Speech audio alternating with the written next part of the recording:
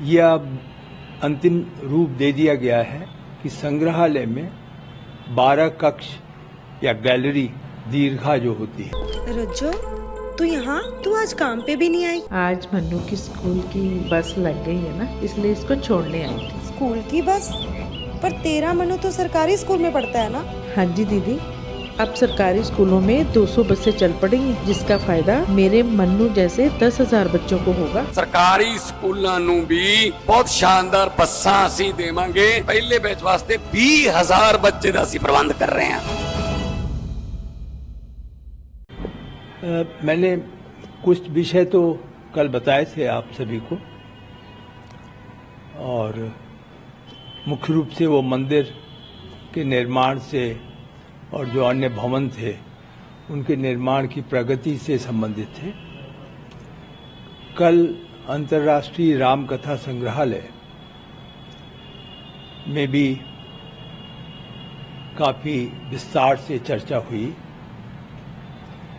यह अंतिम रूप दे दिया गया है कि संग्रहालय में 12 कक्ष या गैलरी दीर्घा जो होती है वह होगी, जिसमें मुख्य रूप से जो उसका नीचे का तल है, भूतल है, प्रथम तल है, और जो दूसरा तल है, मिला करके ये दीर्घाएं हैं।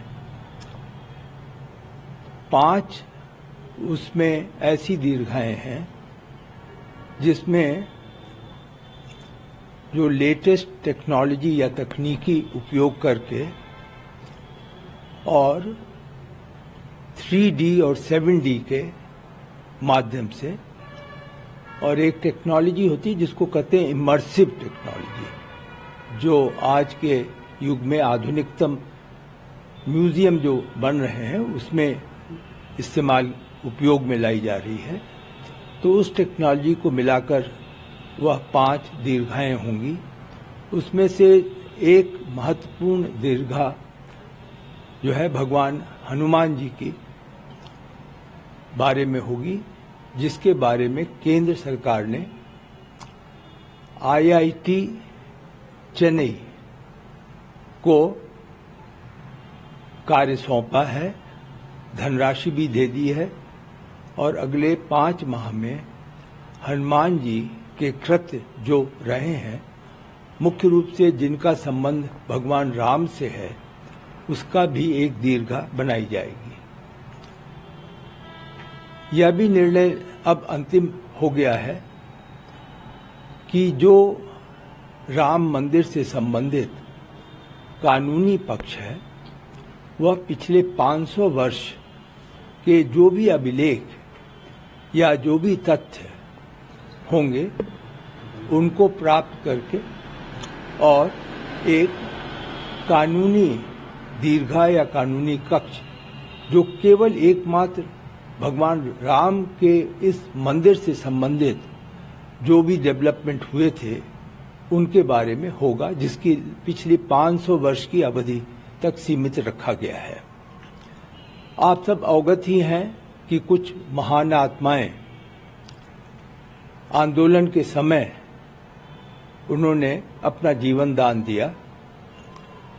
तो इसी कानूनी दीर्घा के बाद जो अगली दीर्घा होगी, उसमें इन लोगों की कथा या गाथा या जो योगदान हुआ उसके बारे में भी हम एक तरीके से पहचान यहाँ पर इस प्रकार बनाएंगे कि वह सदा सदा के लिए अमर रहे।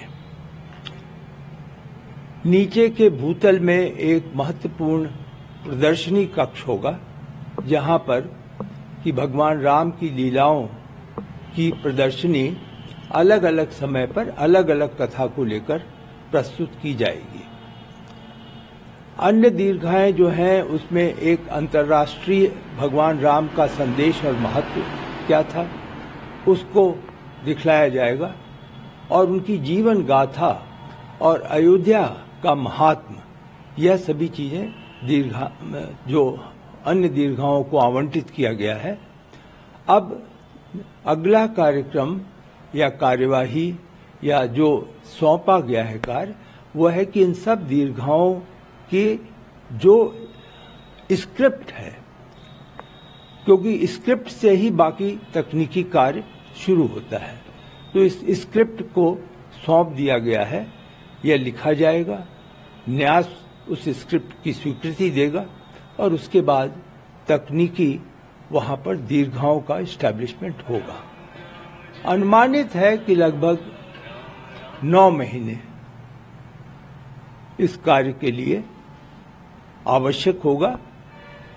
यह तो नहीं मैं कह सकता कि पूरा कार्य 9 महीने में हो जाएगा, लेकिन हम चाहते हैं, या आप यूं कहें कि न्यास यह चाहता है कि आंशिक रूप से भी यदि तैयार हो जाए, जिससे कि जो यहाँ पर श्रद्धालु आ रहे हैं उनको दर्शन के बाद पहले या बाद में यह जो म्यूजियम या संग्रहालय है वहाँ पर देखने का मौका मिले और समझने का मौका मिले।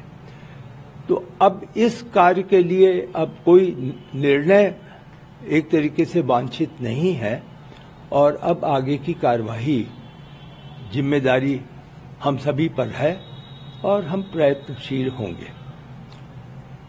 मंदिर के संबंध में आपको सभी बातें पता हैं, बताई गई हैं, अलग अलग माध्यम से हमारे चंपत राय जी भी समय समय पर आपको बताते रहे हैं। हम अभी भी पूरी तरह प्रयत्न करेंगे कि मंदिर में मूर्तियां, सभी मूर्तियां मार्च तक स्थापित हो जाएं। मुख्य मंदिर में, सप्त मंडप जो है उसमें और परकोटा में भी, और जो श्रद्धालु सुविधा केंद्र है वहां पर तुलसीदास जी का कल हम लोगों ने उसका भी निरीक्षण किया। तुलसीदास जी जिस स्थान पर वो स्थापित किए जाएंगे उसका निर्माण पूरा हो गया है और हम इस स्थिति में हैं कि फरवरी के प्रथम सप्ताह में या दूसरे सप्ताह में तुलसीदास जी की मूर्ति लाकर वहां पर स्थापित कर सकें।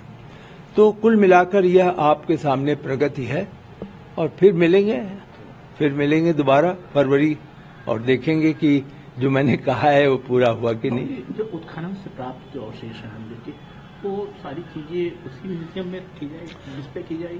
क्षमा करें, मैं आपने बहुत अच्छा सवाल पूछा, ये मेरी त्रुटि है कि मैंने ये स्पष्ट नहीं किया। एक दीर्घा, महत्वपूर्ण दीर्घा जो है वह इसी प्रकार की जो खनन में ऐसी भी चीजें जो कि कानून में, न्यायालय में उनका संज्ञान लिया गया, उन्हें भी और अन्य चीजों को मिलाकर जो एक तरीके से इतिहास होगा, कथानक होगा, उसके साथ उन खनन की मिली हुई वस्तुओं को, या जो एक तरीके से आप समझें अमूल्य हैं क्योंकि उनका साक्ष्य में बड़ा उपयोग किया गया है, उनका भी एक कहानी पूरी मिला करके वो जो कानूनी दीर्घा होगी उसके बगल में एक स्थान पूरा दीर्घा होगा जहां पर इसे डिस्प्ले किया जाएगा। आपका धन्यवाद कि आपने ध्यान दिलाया। इस तारीख को मान करके 1 वर्ष रामलला का मंदिर का मतलब प्राण प्रतिष्ठा का लोगों में उत्साह है, दर्शन पूजन आज भी लोग कर रहे हैं, क्या है? देखिए, भगवान राम में तो देश का और अंतर्राष्ट्रीय स्तर पे उत्साह है। सभी के मन में यह है कि हमें भगवान की प्राप्ति हो गई, हमारे भगवान सही स्थान पे आ गए हैं, तो यह उत्साह तो स्वाभाविक है। यदि कोई भी व्यक्ति, मैं कहूंगा कि इस देश का कोई भी नागरिक होगा, कहीं भी होगा, तो उसको इस मंदिर के प्रति यह श्रद्धा होगी कि इस स्थान पर आकर उसने अपने यात्रा का एक जो पूर्णता होती है यात्रा की, वह उसे उपलब्ध हो सकेगी। हमसे जुड़े रहने के लिए हमारे YouTube चैनल को सब्सक्राइब करें और नई वीडियो की नोटिफिकेशन के लिए बेल आइकॉन को दबाएं।